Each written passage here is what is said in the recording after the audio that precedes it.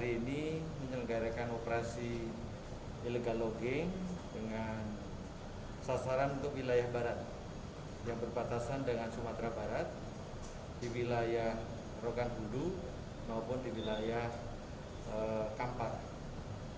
Kita baru selesai melaksanakan pemantauan udara dan kita mendapatkan beberapa aktivitas illegal logging di hutan produksi maupun di kawasan konservasi. Tentu kita juga mengambil langkah konkret. Hari ini kita berangkatkan 100 anggota BRIMOB untuk penanganan lebih lanjut sekaligus menjajal hutan di wilayah Limbang Baling dan sekitarnya. Kita juga memantau bagaimana aktivitas ini sejatinya seperti apa. Kita identifikasi bahwa aktivitas illegal logging ini kita bisa lihat ada korelasinya dengan beberapa hal yang tentu kita perlu kajian dulu terkait dengan temuan-temuan dari hasil patroli. Tapi kita pahami semuanya bahwa yang kita sedang selamatkan adalah kekayaan negara, dan tentu kita akan mengambil langkah-langkah konkretnya untuk bagaimana penegakan hukum ini bisa tadi menghentikan orang-orang yang kemudian mengambil kekayaan negara secara ilegal, secara melawan hukum. Nah, terkait dengan apa dan bagaimana kekayaan negara, Pak Sony di sebelah saya adalah Kakanwil di JKN yang akan bisa menjelaskan. Silakan Pak Sony.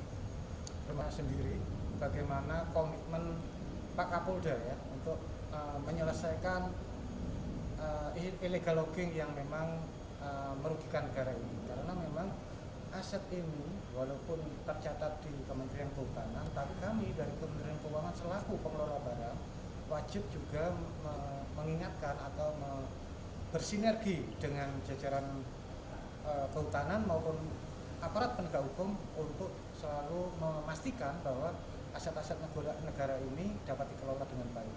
Mungkin itu, Pak. Pak, bisa dijelaskan sedikit Pak tentang kerugian negara dari akibat aktivitas illegal logging ini, apa sudah ada penghitungan Pak? Iya, kalau terkait dampak yang jelas itu dari faktor lingkungan ya. Kalau kita bicara nilainya berapa, itu pasti harus ada proses selanjutnya. Dalam ini dilakukan penilaian dan lain-lain. Tapi kalau kita melihat dampak secara langsung, itu pasti lingkungan yang terdampak berakibat langsung itu. Sehingga nanti selain ada banjir yang mungkin menjadi akibat dari adanya pemotongan secara liar ini, juga hewan-hewan liar yang tadinya terkonservasi dengan baik menjadi dia lari ke perumahan warga yang akan akhirnya merugikan warga juga. Mungkin itu. Mungkin Pak Kapolda sendiri bisa dijelaskan sedikit Pak, dari operasi udara di Limbang Baling, apakah sudah ada pelakunya Pak yang sudah teridentifikasi begitu seperti apa Pak?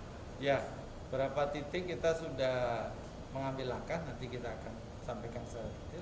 Tapi dari pantauan udara kita bisa memantau bahwa aktivitas itu benar, dan kemudian yang perlu nanti kita koordinasikan lebih lanjut dengan ILHK ya, terkait dengan kawasan yang ditetapkan sebagai hutan produksi.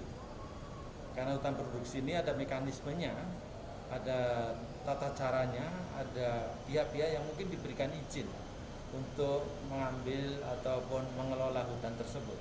Nah, ini yang tentu kita akan lakukan koordinasi lebih lanjut. Apakah nanti dari pihak Polda Riau sendiri Pak, itu kan di kawasan konservasi ya, di Limbang Baling itu kan sudah banyak menjadi areal perkebunan sawit. Apakah nanti akan diinvestigasi lagi untuk melakukan Pak yang melanggar aturan hukumnya seperti apa? Kami akan lebih konkret saja, karena saya melihat bahwa kan sudah dibentuk beberapa pokja untuk penanganan lahan. Nanti tentu kita bersinergi dan kita harapkan ke depan adalah bagaimana hutan yang terselamatkan. Itu mungkin fokus dulu ke sana agar kemudian kita tidak